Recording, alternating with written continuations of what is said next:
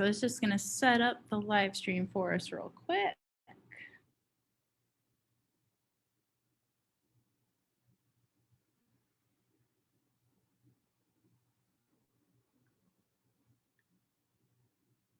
Okay. And yep, we're live. We should be good.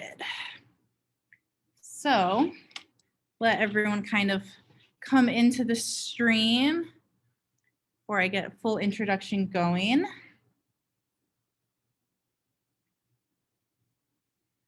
Okay, hello everyone, and welcome to our live stream. This is Meryl with Akron Soul Train, and tonight we have a very special program to help celebrate Black History Month.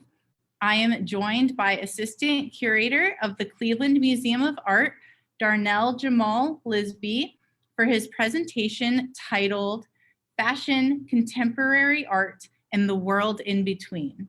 This lecture accompanies Akron Soul Train's exhibition of new work by Adana Tillman titled Black Joy, which opens February 23rd, a little sneak peek of which is behind me.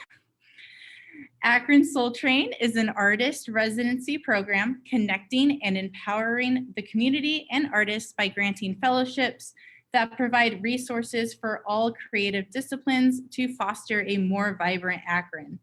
Before we get going, I'd like to thank our sponsors for their continued support. The GAR Foundation, Akron Community Foundation, the Ohio Arts Council, the Leaner Family Foundation, the Brennan Family Foundation, the Knight Foundation, the Char and Chuck Fowler Family Foundation, and the Corbin Foundation. All right, anyone viewing, please comment below with any questions, and we will get to them towards the end of the program. There will be time. Also, please comment on any of our videos on Facebook and now also on our YouTube page, how you like this type of virtual programming so we can continue to bring you thoughtful and creative comments.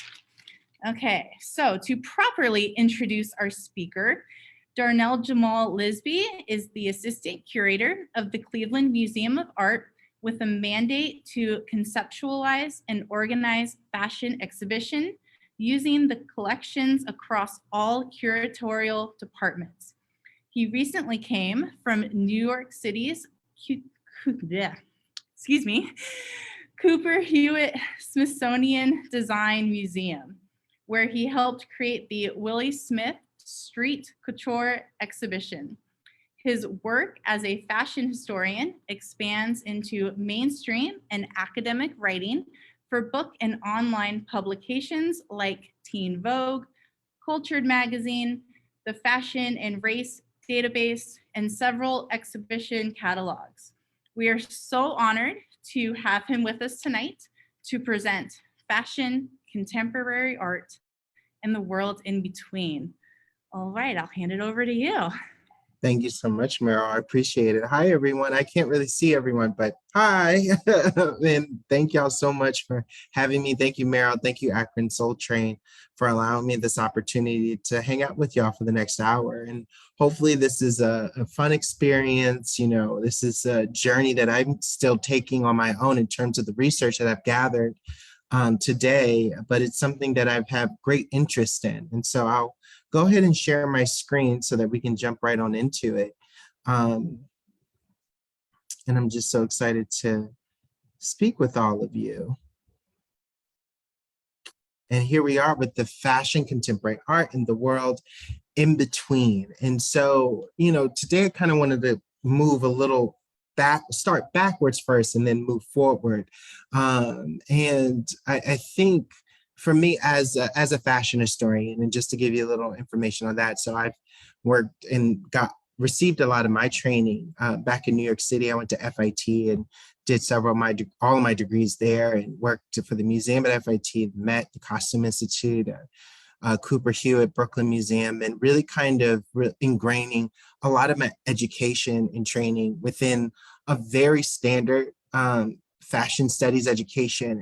And for me, I wanted to explore how my heritage as an African-American was impactful within the broader history of fashion. And so a major point of my research throughout the years has been the intersection of Blackness in the history of fashion, not just here in America, but across the world in the 20th and 21st centuries. So I look at all different types of intersection, whether it be popular entertainment, music, lifestyle, socialites, anything in its intersection with Blackness or Black artists and how they have kind of come together to materialize fashion in ways that have impacted the world that we currently live in. You know, if it wasn't for someone like Josephine Baker, right, we wouldn't have a Diana Ross, or we wouldn't have a Beyonce or Rihanna. You know, they fashion their images, many of their images that they go on stage wearing after a woman like Josephine. So I think that for me, understanding that tract and illuminating within my research is very important and critical to understand how the history of fashion and fashion in general affects all of us, no matter what community you're from and where you are in the world. And so with this particular intersection, I'm certainly looking at it from predominantly a fashion design point of view, but I'm definitely obviously going to be including the contemporary art intersection as well, because obviously that's the basis of the research here. And for me, what I've gathered, you know, with many of the designers, Black designers that have been around, you know, I'll say prior to the 1980s and before, when you talk all the way back to, you know, Zelda Wynne Valdez back in the 1940s, or Anne Lowe, as you see on the left-hand side, her claim to fame was designing Jackie Kennedy's wedding gown. She owned her own boutique on the Upper East Side and dressed the great socialites of Old Bunny back in the 1950s, 60s, and 70s, including the Rockefellers, the Carnegies, the Vanderbilts, Astors, any of the who's who of New York City in the Upper East Side, and the creme de la creme of the world, essentially. She dressed them during that time. And then on the right, you had Stephen Burrows, whose claim to fame was the 1970s. He was one of the disco kids, but his color blocked dress designs and easy Jasco jersey dresses with their lettuce hem, which you can see at the bottom of the skirt of the dress that he's actually sewing onto Pat Cleveland, the model, his muse, on the right-hand photo. That kind of curved hem is called a lettuce hem, and that's something that is his contribution to fashion design. You know, he had a, you know, exquisite career, and he also was the only Black designer at the 1973 Battle of Versailles fashion event, where they picked 5 American designers to go head to head against the 5 leading French designers. And even Yves Saint Laurent, who was on the French side, had to blush at Stephen Burrows' designs because they were so beautiful and so boisterous and colorful. And dynamic. And with that said, both Anne Lowe and Stephen Burrows have very traditional trajectories in fashion. They modeled their entire career essentially based on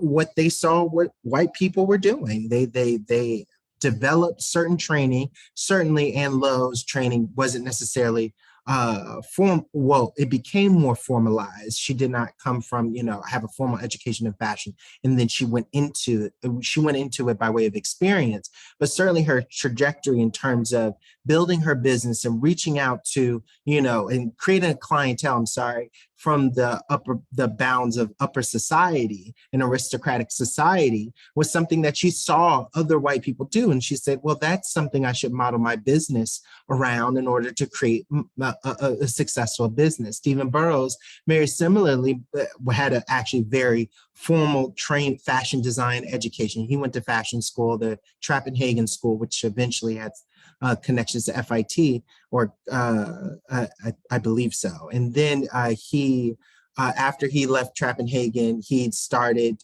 designing on 7th Avenue, and he eventually had his clothes sold in Bonwit Teller, and he had a moderately successful career in the 1970s.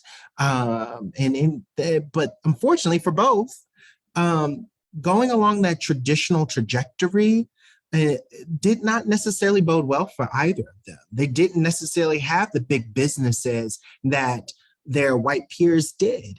They didn't. You know, Stephen Burrows was best friends with Halston, who had a multi-million-dollar business. He was, in conversation. He was in the same conversation of Oscar de la Renta. Again, even though Oscar was Latino, he was another one had a multi-million-dollar business. But, what he was doing, Stephen Burrows, was equally as artistically ingenious as all of his peers, but he wasn't creating that economic base to help extenuate his career. Neither did Ann Lowe. And the thing is, they again, to reiterate, they were following a path, right, that was not necessarily built for them. They were kind of going in a fashion system that was never meant for them to be included within. And so what I find so fascinating is that the path to success sometimes is about navigating around those systems. And that leads me to the next point about this collaboration between fashion design and contemporary art. These are one of these kind of paths, really, that fashion designers and contemporary artists who also had similar trajectories as Black fashion designers in previous generations in terms of their exclusion in the art community. When you have Black fashion designers and Black artists teaming up together and really kind of working together, being inspired by one another, but being inspired by each other's mediums and the history of each other's mediums, and using that as a basis, as a vehicle to navigate around these systems, these large systems that were never built for including Black bodies and Black ingenuity. It gives them another level of success that eventually penetrates that original system and allows them to flourish in ways that we've never seen before. And so here are just 2 points that I'm going to try to drive home today.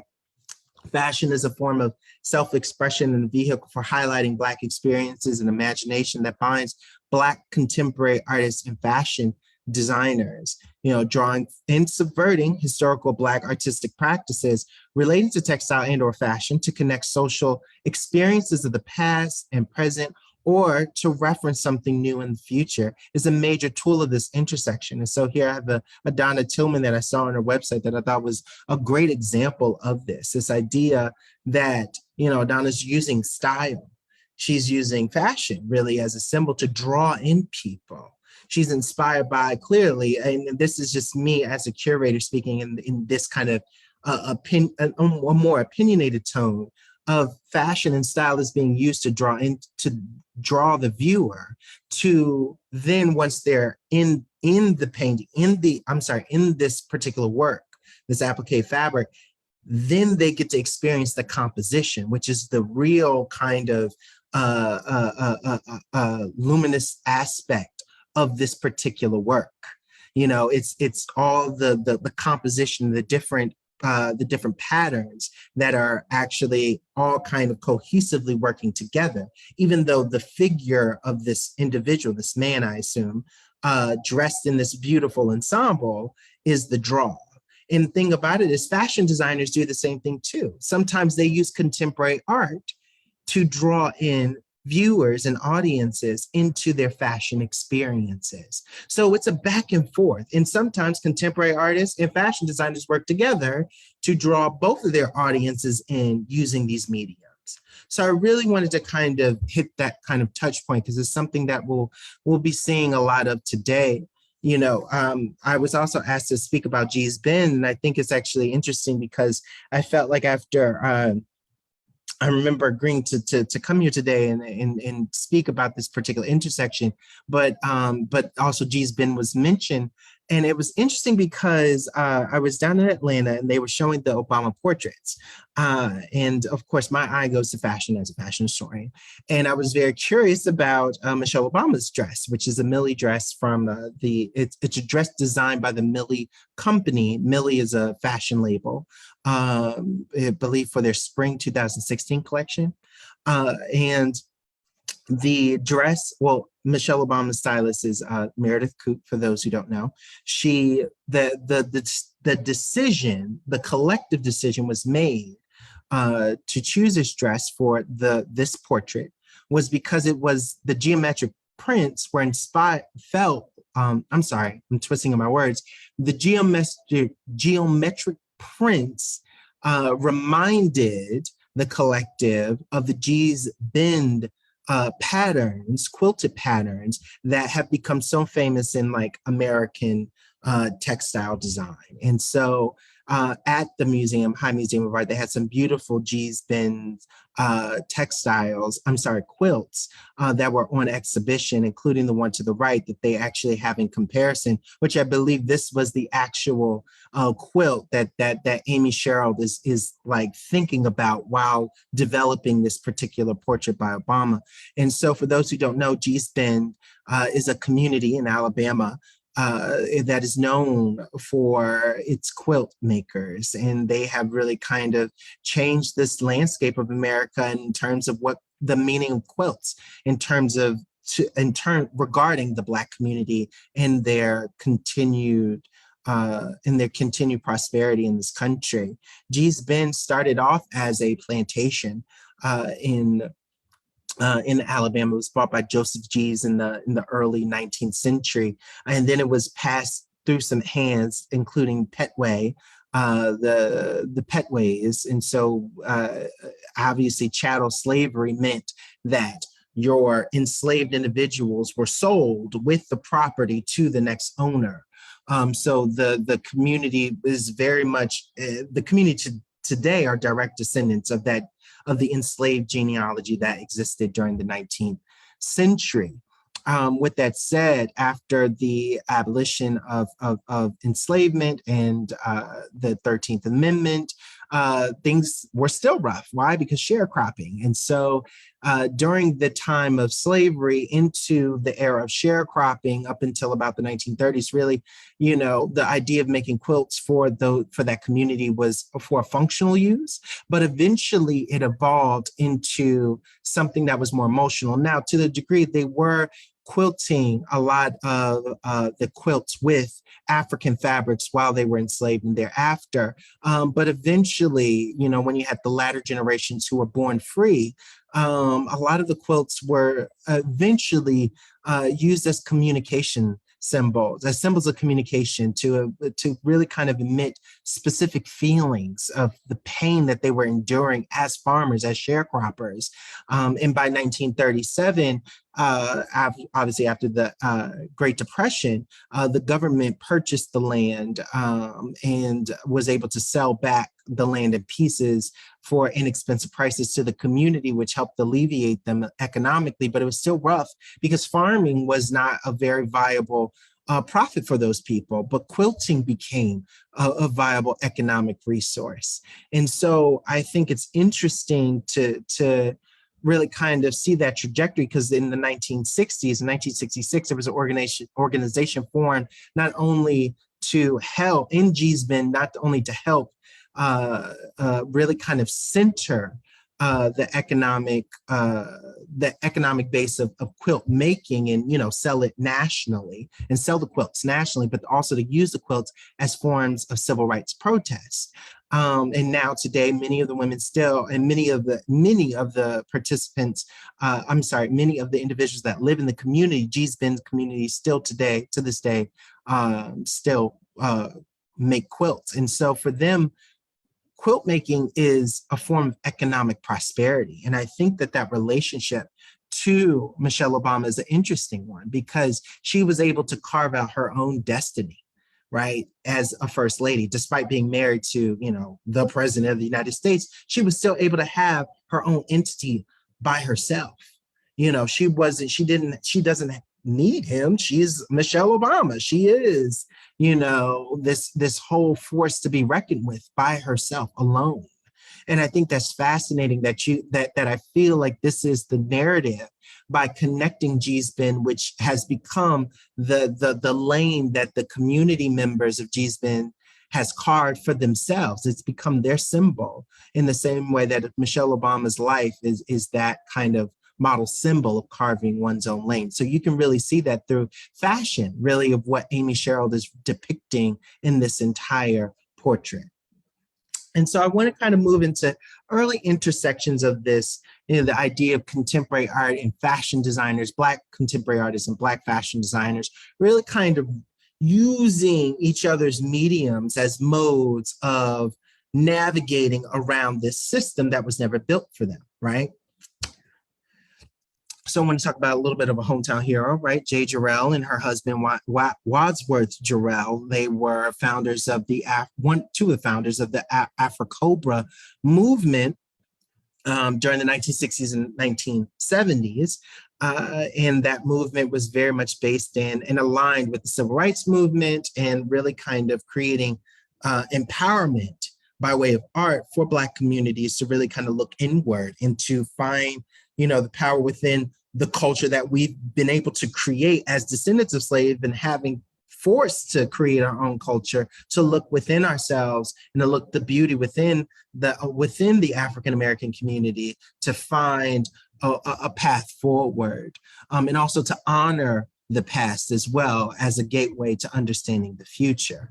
And so I wanted to look specifically at the ebony family dress in the center. That's from the Brooklyn Museum of Art. It's composed of it's a velvet dress with velvet collage. So it's, some parts are sewn applique on top of the velvet.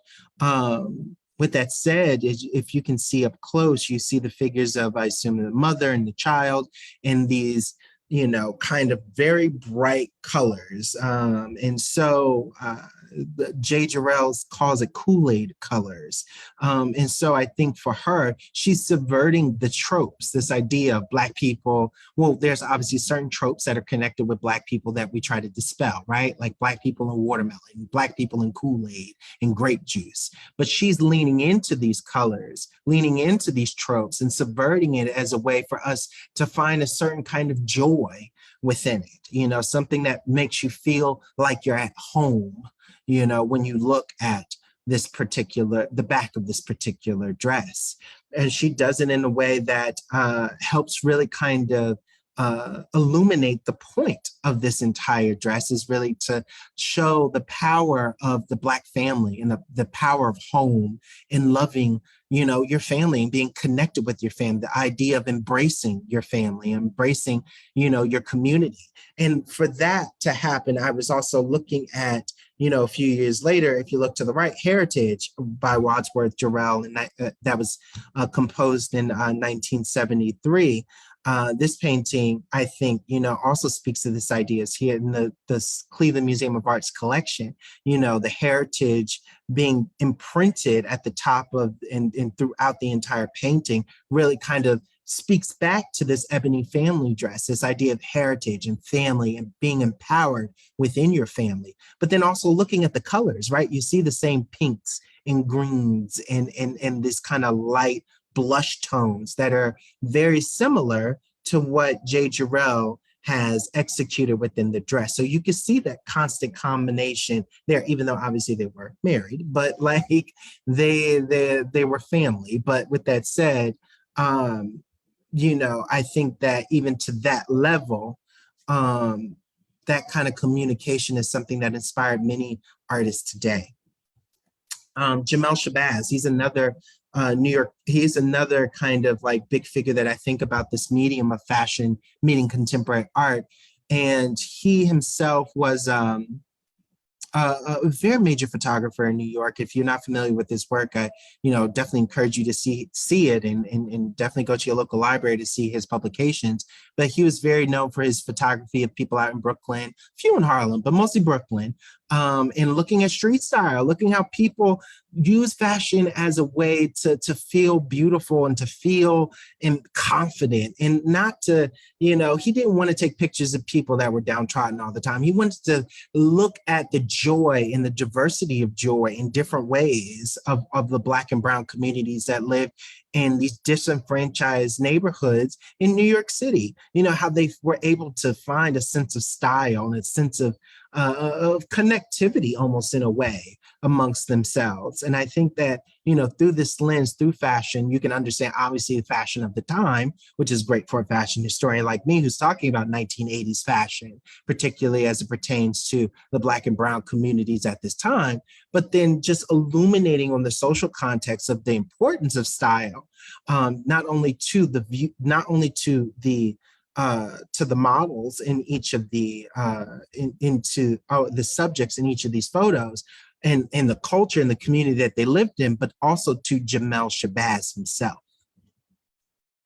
And also someone like Jamel Shabazz, I mean, his work begat Candy Wiley and his ability to kind of do the same thing with a lot of his work of transforming, and also Micheline Thomas, who we'll talk about in a little bit, and their ability to transform European 18th century paintings and replace them with Black figures who are dressed in, elements and style that's a part of the Black vernacular, and really kind of uplift this imagery, and really dispel, again, the monolithic stereotype of Blackness, that there's a spectrum. Some of us are dressed in a more polished Ivy League way. Some people dress in a more street way. It's a spectrum of experiences. And I think all of it should be celebrated as these artists emit within their works.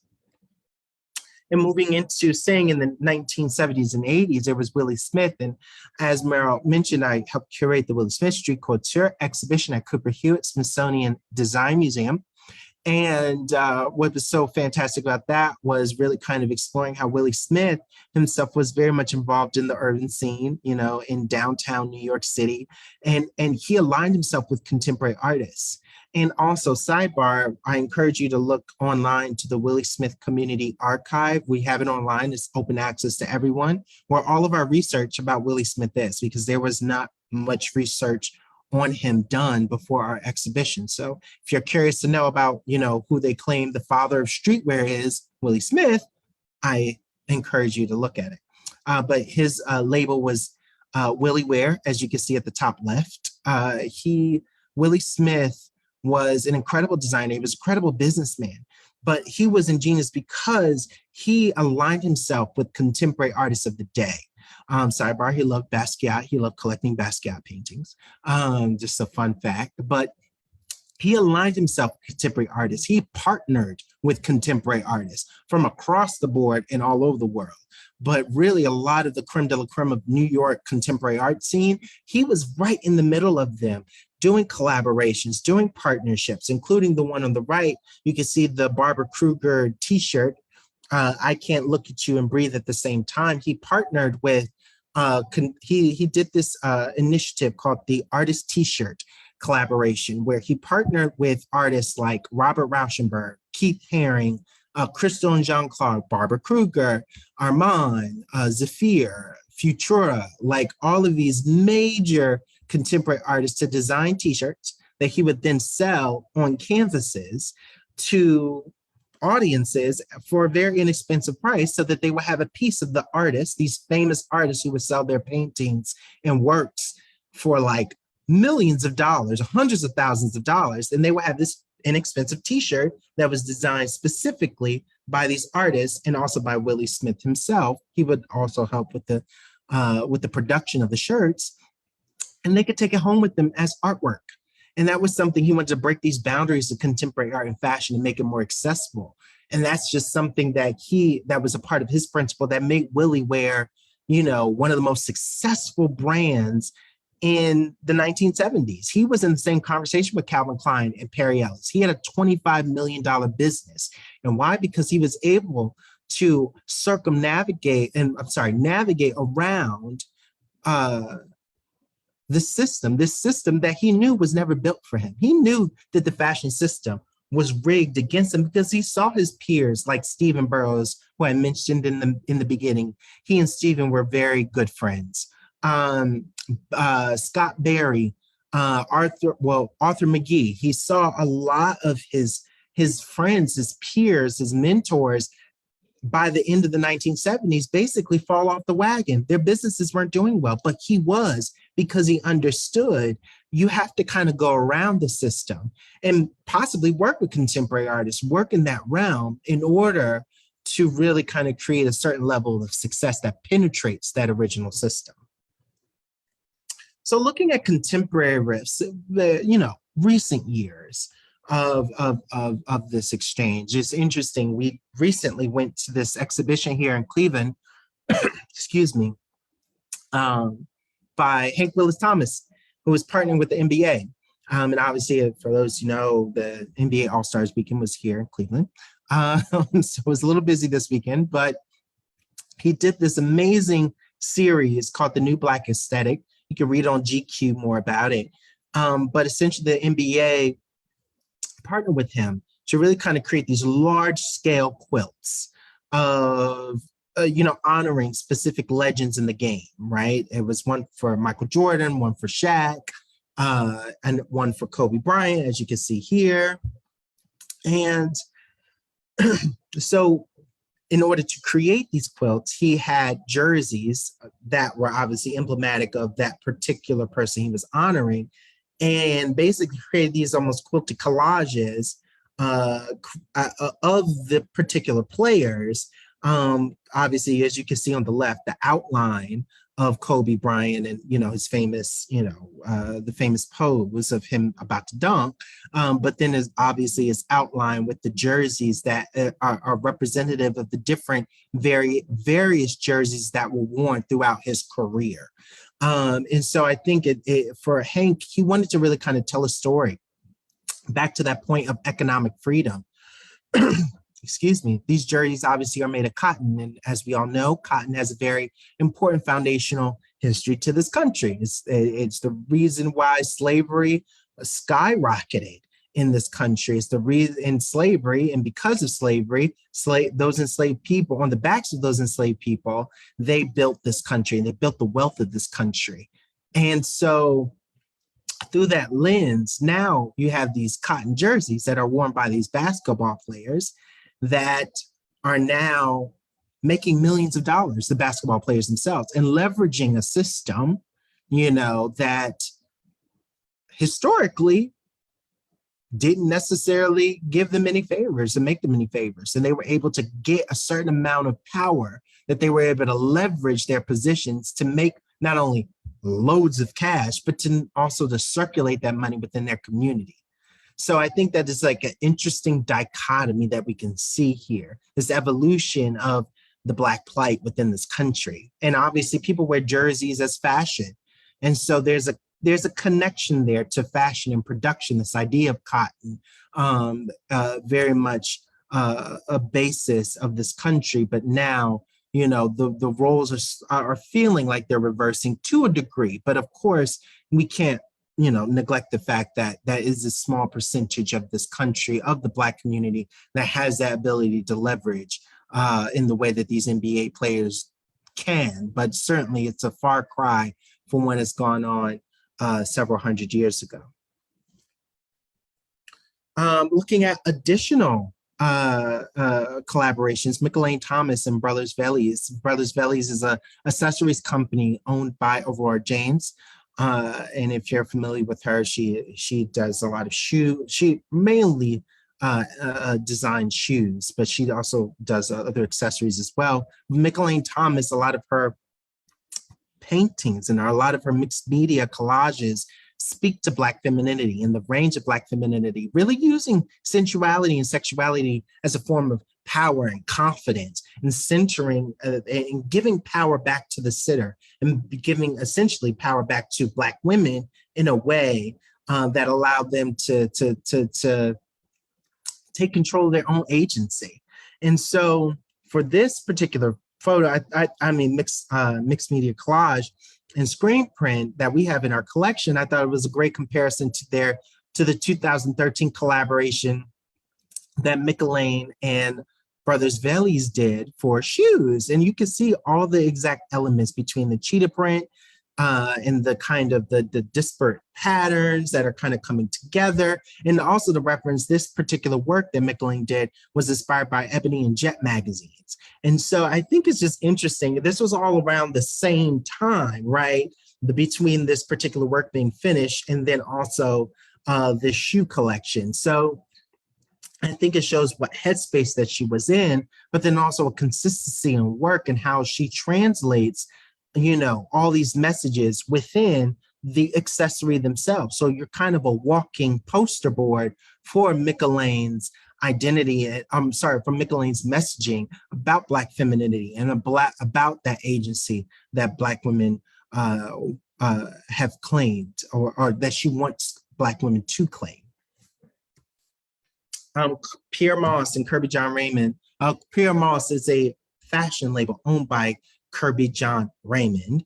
And he did a collaboration with Derrick Adams, who currently have the Looks exhibition that traveled from Salon 94 up in the photography gallery at the Cleveland Museum of Art. There's beautiful large-scale paintings of, basically Derrick's perspective of exploration of really, and also celebration of the ability for women, Black women, to beautify themselves in the different hairstyles that they emanate and the creativity that they impose within their own experiences and their own hairstyles. So it's 9 large scale paintings that I encourage you to come to Cleveland to see. It's absolutely stunning. But he worked with Kerby Jean-Raymond back in 2018 to develop a series that was then, the paintings were then imposed on many of the garments in this spring 2019 collection, as you can see. And so for Kerby Jean-Raymond and Derrick Adams, their philosophies are very much aligned in terms of using fashion, using art to really show Black people doing regular things and really kind of using the work to not only strengthen and empower Black communities and Black families and Black people, but to also show the world that we live very normal lives like everyone else. We have strong Black families. We have, or strong families in general. We have extremely a strong religious base. We have a strong, economic, it's debatable, but the economic base, but it's something that I know we're working on as a community. But with that said, we have all the social elements that every other community has. Therefore, I think it's one of those kind of ways to protest a media and a system that has kind of typecast and stereotyped Black people to be one way. And so for them, this is their identity, their marker that they want to really show the creativity and strength within Black communities. And we see the same thing here with Pierre Moss and Richard Phillips. He also enlisted another artist, Richard Phillips, who just was free. Well, he was free from incarceration. I think it was in prison for like 45 years. And he did a similar series, same thing as what Derrick Adams did for the previous Pierre Moss collection. And then here we have like the Vogue September cover issues. And, I think that this combination here is also something that's very enlightening and illuminating. You have there were 2 covers that were created, and they were both painted by artists. One was painted by Kerry James Marshall, the other was painted by Jordan Castiel. And for Kerry James Marshall, he was supposed to paint this particular off-white gown. And for Kerry James Marshall, a lot of his practice, similar to Derrick Adams, well, obviously Derrick Adams, similarly to Kerry James, enjoys just painting Black people just living and just doing and just existing. Not necessarily it has to be a point, but just living and existing. And you can see this woman fabulously in what it seems to be a beautiful apartment in this beautiful gown that's obviously off-white, which is probably, it is in a very expensive gown. It's not cheap, and just living her best life. And I think it shows this dichotomy of like, yeah, there are people with money, Black people with money that are just living their best lives in their beautiful existences, and they could be fashion and they can fashion present themselves. And I think that's something, again, to dispel those monolithic rumors. And then you have on the other end with Jordan Castiel, she painted Aurora James. So remember the shoe brand, Brother Bellies. This is the actual designer of that shoe brand that Jordan Castiel painted. So she was the model for this particular September cover issue. And I think I thought it was absolutely beautiful. And she is wearing a Pierre Moss gown from this collection, this blue gown, and you can see it draped around her. And you can see that, Jordan Castiel is just creating a romantic figure, essentially, doing what artists have done for thousands of years, just creating just this romantic image of Blackness, that we can marvel at. And I think that sometimes, there's always this been for Black artists, contemporary artists, fashion designers to always be put in this box of they're creating something to always send a message of a civil rights or protest or this or that. Sometimes it's just about showing beauty, just showing Blackness in its beauty. And that's okay. And I think that's amazing. And that's a way that they've been able to navigate also around this system that has been set up to say that they're supposed to do certain things. And then lastly, I think the idea that contemporary artists are getting really kind of ingrained in the fashion industry is this interesting dichotomy in recent years. Mickalene Thomas, you had her cover for W Magazine, the art issue, starring Cardi B. And very similarly to that, to the mixed, to the collage and screen print that you saw earlier, this is really, very in line with Mickalene's work. She's really just bringing the artwork to life. What you see in the collages, but recreating it with real life props and real life furniture, real life objects, and a real person. And I think that for Cardi B, someone who I think we all know and understand that she embraces her sexuality and sensuality very publicly, and it's her own agency and her own kind of way of communicating, like, I'm giving you permission to look at what I have, not you're taking that agency from me. For Cardi B, she is, very much an empowering figure. And that's what Mickalene wants to emanate here. So you see her work really kind of transcending through fashion. And she's using fashion as a canvas to really connect with what she does as an artist. And so it allows, again, to the earlier point with the Donna Tillman, using fashion as a way to draw in the viewers, to show what else is going on in your entire lexicon of work, what everything else points to within what you do.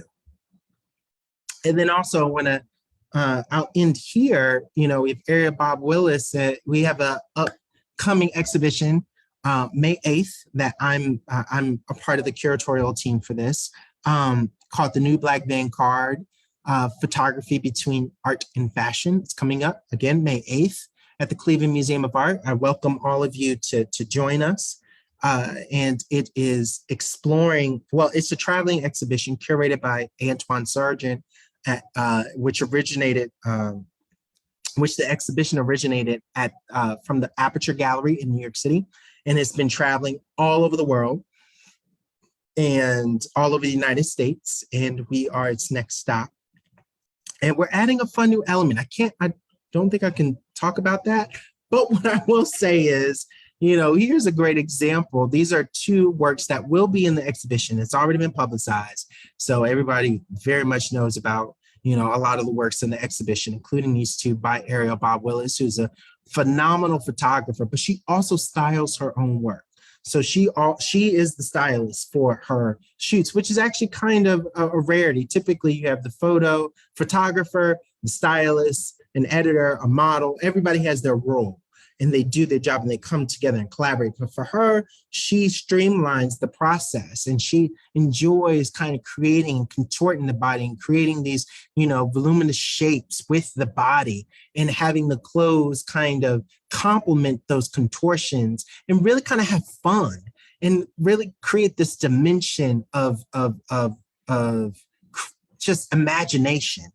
Instead of having a specific mission or has to speak to a narrative or a story, that's so concrete. Sometimes it's just kind of going into a dream world and creating whatever's in your head. It's very similar to the expressionist or surrealist movement or the cubism movement in the early 20th century. Whatever's up here in your head, you're just putting it out on the work and spitting it out. And so this is what she does, and using fashion to complement that.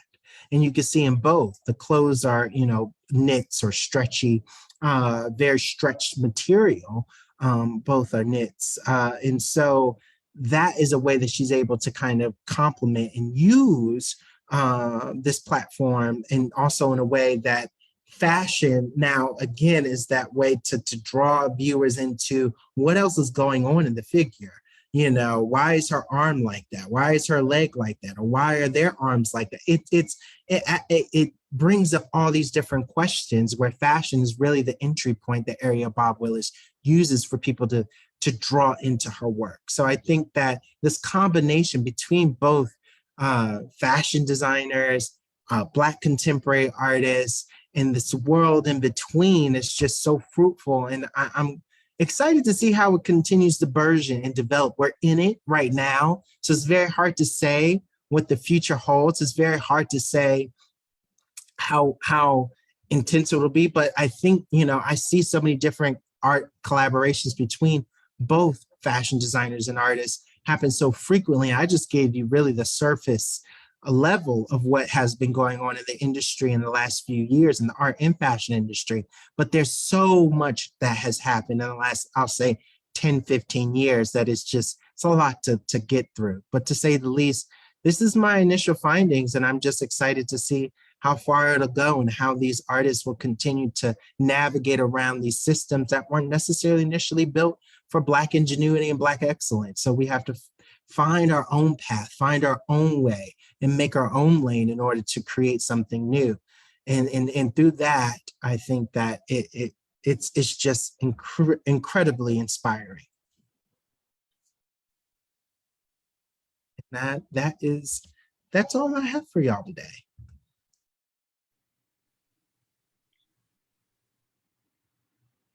Okay, well, thank you so much. So anyone watching now, please, if you have any questions, comments, you can type them in. I'm gonna check real quick on the Facebook. Sure. Okay, yeah, don't be shy. But I can start us off because Sure. I wrote down lots of notes because that was super exciting. Things that I didn't know the history of, but I knew kind of where it led. So like WilliWear, everyone does that now. You see it in Target and Walmart. Yeah. And yeah. That kind of blew my mind that he was kind of started that whole just collaboration and that the whole concept of like wearing a piece of art on your clothing. Yeah. And I always say that Willie was like, he was Ye before Ye, Kanye before Kanye. Obviously we see so many different drops today, right? Like when I was living in New York, there was always a drop at Dover Street Market. So the kids would line up around the block for the new shoe, for the new sneaker, whatever. And after going through the Willi Smith, research, after we were curating the exhibition and looking at this particular artist's t-shirt collaboration, I was like, oh, this was like the first drop. Like people, and he held his, like, he had like openings at like area nightclubs. So people would come, line up around the block, come in, pay for a ticket to come in the area nightclub to go get a WilliWear canvas t-shirt, have a drink, have fun. And it was a party. So like, I think that, even the H&M collaborations that they do with big fashion houses, where you get a piece of these, Paris fashion houses for, a fraction of the price, and you get to take it home with you. That's something that Willie did in his practice. And it was in him because he understood the future. He understood, the accessibility of fashion and what it needed to be. One of the other things I thought was great is that you mentioned both men and women in both roles as both designer, maker, and artist, because a lot of times in art history, or I'm not as well versed in fashion history, but I feel like male and female roles are very separated. Yeah. It is. I that's what I really wanted to show. It's very fluid. And I touched on a very kind of like cisgender angle. Like I didn't get into the nuances of like how queer, well, Willi Smith was a queer man, but how queer creatives, Black creatives work together. That's a whole kind of sermon that I don't have time for today. So I had to kind of condense a lot of things, but that's a rabbit hole that people don't even understand, like that entire world and how they've inspired one another. I mean, Shane Oliver of Hood by Air and what he looks to, because he used to be part of the ball scene, you know, that entire element of the ball culture has really been an arbiter of taste and fashion for many generations. But that communication between people in the ball circuit and Black fashion designers is very vital to how we consume fashion today. So it's a rabbit hole, but yeah, like women, men, they, everybody is mixing. We're not, again, it's to the point of monolithic, that monolithic trope of like Black people are this and that. We all ebb and flow, and I think that's the beauty about it. Homer, thank you so much for your comment. He said that was great. Oh, thank you. Let's see, I might have had a couple other things. Yeah, like using kind of that trade-off of using art as a fashion element or as a print on the fabric.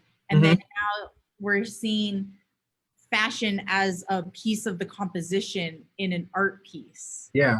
Right? Especially with the dress and how it was draped a very specific way to create that shape. I thought that was really, really interesting. Thank you. I think it's fascinating myself, you know, that conversation of, you know, artists, contemporary artists using fashion as that like access point, right? Like, because that's a medium that we all touch and that we all understand, or most of us, I'll say the majority of us. Of course, there's a class of people who cannot indulge and participate in fashion. I want to put that out there. I understand that. But for the vast majority of people, you know, whether it's a t-shirt to a pair of jeans up to, you know, a couture gown, we all participate in the fashion system in some kind of way. And that's something that connects with us. It's an emotional thing for most people, fashion. It's an emotional element. And so, you know, for contemporary artists to be thinking about that, that's the way that they've been breaking into their own realm of contemporary art. You know, they understand that, and that's how people are drawn to them. I love that. Okay, well, if you're watching this at a later time and you have any questions, please feel free to put them in. I'll be able to see them. I could relay them. Yeah. Yeah. Okay, well, Darnell, thank you so much for the wonderful presentation and sharing your insight with us. This was such a wonderful way to help celebrate Black History Month here at Akron Soul Train. Once again, this lecture accompanies the opening of Black Joy, new work by Adana Tillman, on view at the Akron Soul Train Burton D. Morgan exhibition space. It will be open February 23rd through April 2nd. So if you're able to come see it in person. And our gallery hours are Wednesday through Saturday, 11 to 4 p.m. And we have special extended hours this Saturday, February 26th, from 11 to 7 p.m. And that's kind of our opening celebration. Showing alongside Adana is Ghost Forest by Keith Lemley. And we will have some fun virtual content for that show the next 2 Mondays. So if you just look under events on the Akron Soul Train Facebook page, you can learn more about that. So thank you everyone for joining us. Thank you, Darnell, and Thank you. see you in the next live stream. Bye. Bye, everyone.